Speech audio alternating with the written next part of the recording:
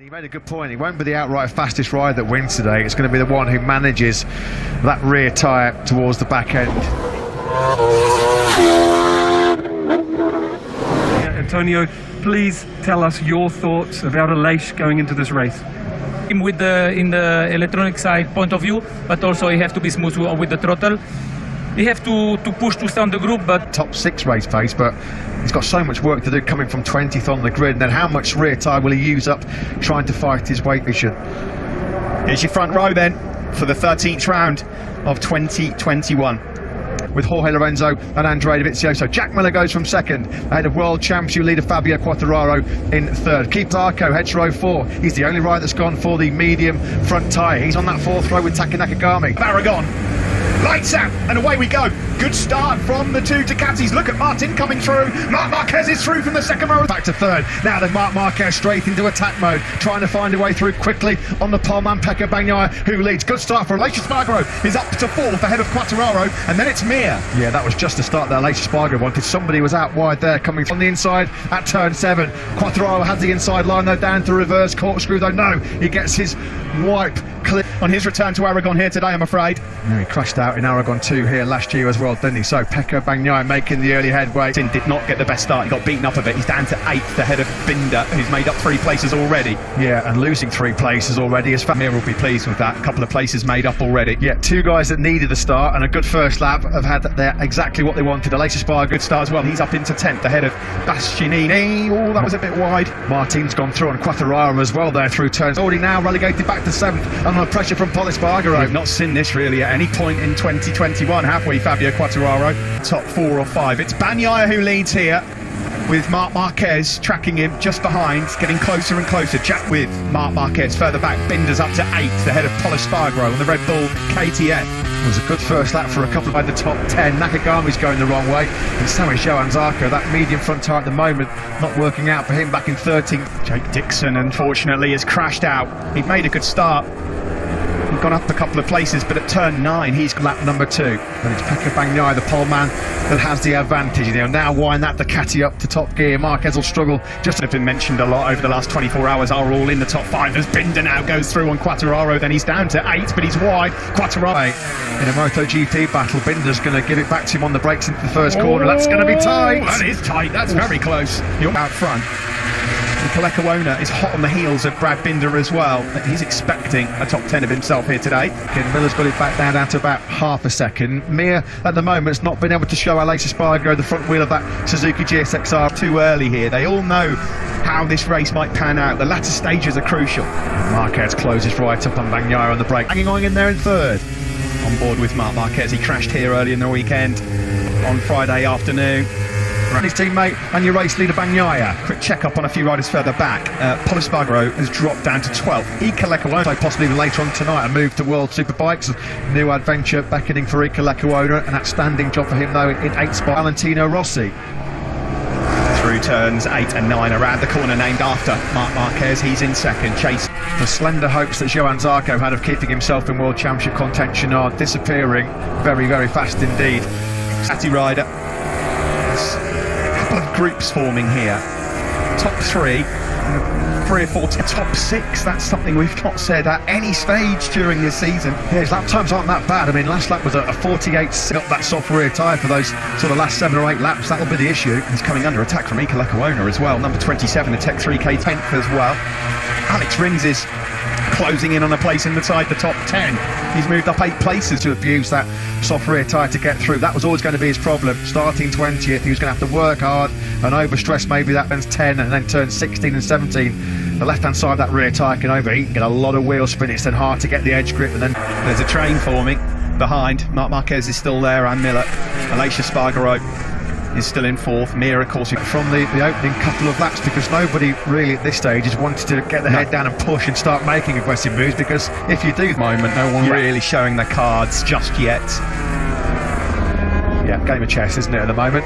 To the World Championship leader, fingers and ears for Zarco fans right now, I'm afraid. He's just been picked off by Miguel Oliveira, and now he's down into fifth. The medium front tyre, wasn't it? I just wonder whether as well, Steve, he's been talking about a chronic problem with arm pump.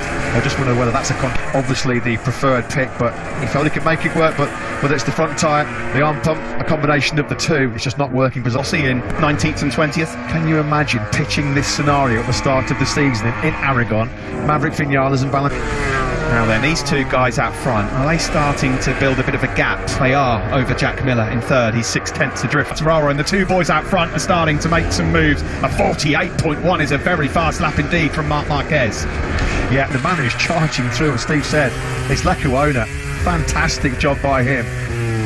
7th last time out. Set by Morbidelli last year was Marquez on that last lap. Has he had enough? Is it time to try and have a nibble at Pecco Bagnaia? Constantly, lap by lap, he comes over the line, sees his pit board, +0, 93. Not wasting close crack. He doesn't buckle, but this is a different level. This is high stakes, high pressure. This is MotoGP in a first stone.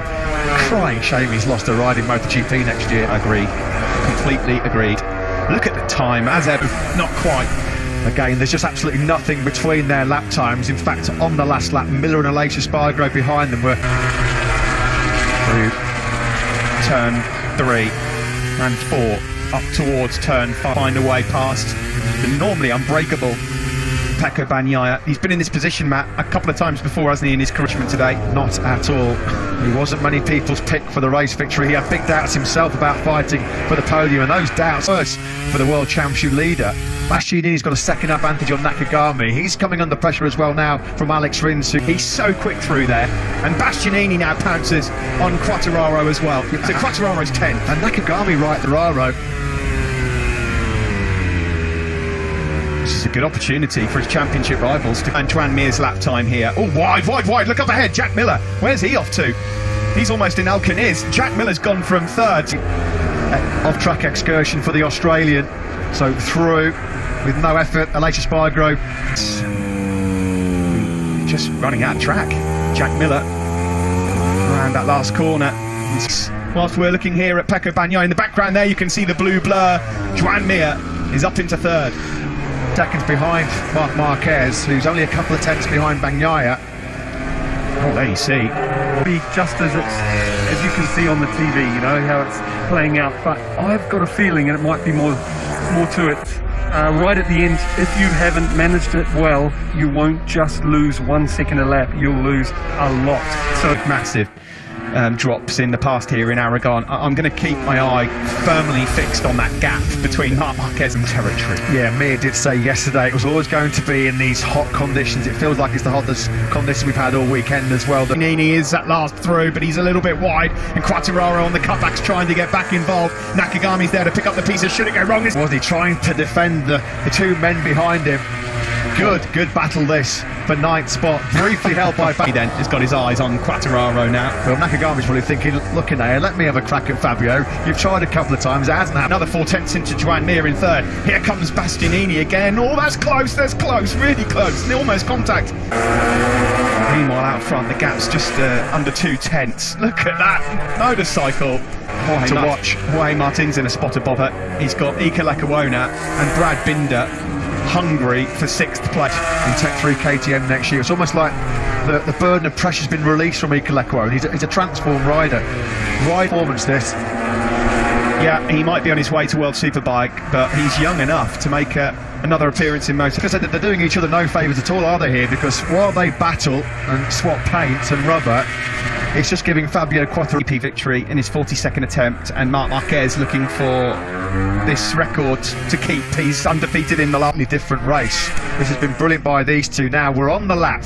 This is lap 15, where we've got to keep a very close eye on the grip deteriorating from this lap onwards. Yeah, they don't look in trouble so far, do they? No. But there's still a little way to go. Battles, famously, of course, many a tough battle with Andrea Dovizioso. It's the new breed, though, for Bologna of this Aragon Grand Prix so far. Lap 15 then chalked off. Now it's all about your speed, but more importantly, your tyre management. Ram that we ever had here, 2010, Casey Stoner. Ducati have come off second best to Marc Marquez on more than sat behind Pecco Bagnaia now for over 27 minutes of racing action. So he's up. He's now leapt right onto the back wheel of the Frenchman yet again. What's happened to Lecuona? He was 7th a moment ago and he's just dropped down to 10th place. In way too hot then into turn number 8. Oh, that's a shame. It's looking like a really good ride, that. Down to nothing really to split these two. Yeah, and at the moment there's no obvious visual sign that either of them are hitting any sort of rear line. Further back, again, Mir pretty much matched their time, so no advantage being made there. For that, into turn 4, where Marc Marquez has lost epic last lap battles against a factory Ducati. Pecco Bagnaia so well, he doesn't really know what he's getting in a straight scrap either, so this is new territory for both. Hungry to do over the factory Ducati team in a one-on-one battle. Yeah, this is just fascinating on lap number 18. There's been nothing more than a couple of tenths splitting these two right from the first corner of the race. Moment where Bagnaia can just pull out a bit of an advantage. Further back, Quartararo, of course, courtesy of Lecuona making a mistake, has gone up a plane. Any issues with that right shoulder, he felt physically, he got the body to run for the race victory. Mistake, Bagnaia nailed a perfect lap for pole yesterday with an all-time lap record. He's been picture perfect for. They cannot eat into the gap to the two men out front. Yeah, Jack Miller's going to be disappointed because he slipped right out of contention. It's difficult to see here, isn't it, as to whether or not Marc Marquez is keeping something in reserve or whether he's being stretched. Turns 8, turns 9. Well, I don't think there's been a lap at all in this Grand Prix where there's been more than those Michelin tyres on that left side now will be crying for mercy at this stage of the race. We are deep now into the phase of the race where there'll be so many emotions. Marc Marquez, though, does like breaking a heart or two, and he is right on his tail again as they... Johann Zarco, a quick check on him, he's dropped down to 17th place now. So Cal Crutchlow no longer in that 17th with a power of the Ducati. Now the Marquez really try and get close. Well, of course he'll try and get close into turn 3. Will he be close enough though? Is he waiting? Oh, here he comes, he's making his move. A block pass up the inside, but he goes wide. Bagnaia, here we go then, battling. Handstand finish here in Motorland Aragon. Marquez then has made his first move. It didn't work out at turn 5. That's some intense pressure here. Through this famous left-hander, which is named after Marc Marquez. He loves left-handers. So good. So much confidence and trust in that Ducati front end. He keeps Marquez at bay into 12. How is he keeping his concentration? And block pass this time into turn 15, but again on the cutback, here comes Bagnaia. See, what Marquez did there is just compromise. And 16 and 17 and again, and this time he will be close enough to make another move and maybe lead into turn 1. Is he going to have another look here now into turn 3? Here comes Marc Marquez, he'll line it up, he's got to have the speed here. He does, yeah, he's going for it. On board with Marquez, this time, has he made it sick? No, he hasn't, he's in wide again. Bagnaia slams the door shut on his fingers. This is an intriguing encounter. The Ducati guys, people building, the tension being ramped up here. There's no way through for Marquez into turn 12. At the moment, Bagnaia's been so good. Dean, he's getting close, he's going to have another look, he's trying to interrupt the rhythm. Another block pass, and it's the same story. Bagnaia goes back through it. In turns 15, Marquez went for it. 4 raids on Bagnaia, 4 unsuccessful raids as well. But will he do it when it matters? Over here from that factory Ducati, Marquez goes for it on the inside into the first corner, punishing that front end on the Repsol Honda, and it's a 4. He does it again into 5. Can he this time around do it? No, he can't. Bagnaia comes back through again. That's over tier. Yep. Here it comes down the hill. He's through on Bagnaia. Can he make it stay wide? He's wide, and that might be it. That might well be it. Is that it? Surely it now. It's Pecco Bagnaia's race. Marc Marquez has thrown everything that Pecco Bagnaia. We've witnessed a cracker here in Aragon. Bagnaia is a MotoGP winner for Ducati. Celebrations in there with Davide. And the World Championship leader Fabio Quartararo has to settle for 8th behind Brad Binder. Wow, what a cares. Jousted it out. They tussled wheel to wheel, elbow to elbow, knee to knee for 23. Unforgettable. He thought he got through on Pecco Bagnaia, but it's the Italian who takes his first win in an epic. What a way to win your first ever MotoGP race against the 8-time world champion who had 7 shots at you. Got to give huge credit as well to the sweet sensation of winning a MotoGP race. He knows the sweet sensation of winning classic nail-biting last laps by that. Well, he knows what he's made of now. He knows he's made of tough stuff. Bagnaia under incredible pressure. A cracking race.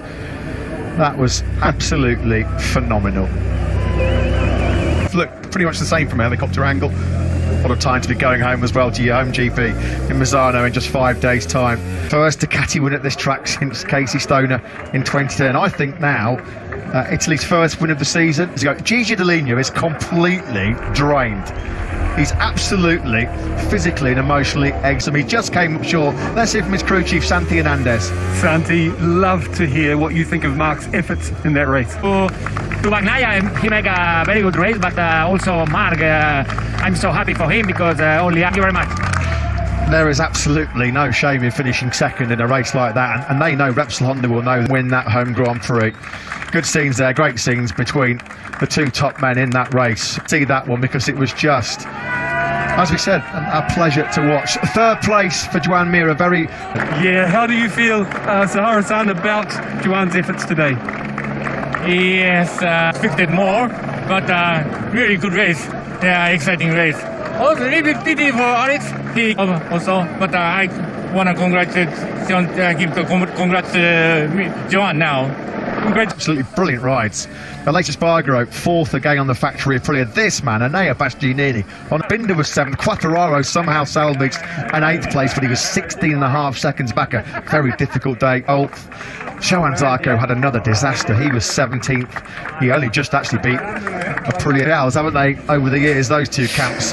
This time again, though, it's Ducati that take the spoils. Fabio Quartararo was handy. It's been cut to 53 by this man, Pecco Bagnaia, who's moved up to second overall in the World Championship. That was... there will be tears at some point.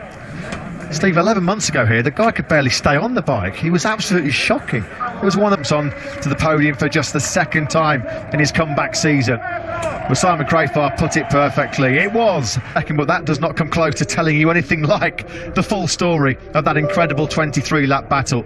The constructor prop on the top of the podium, of course, he was influential in Casey Stoner's 2 MotoGP world titles. He would have seen Casey Stoner take Ducati's only win here in MotoGP, the 24-year-old Spaniard. Another great, hard-fought podium for the factory Suzuki man. 136th career podium. He's 97th in the Premier Class as he edges towards the full century. In his first win in MotoGP, he's 11th in the World Championship. Pecco was perfect.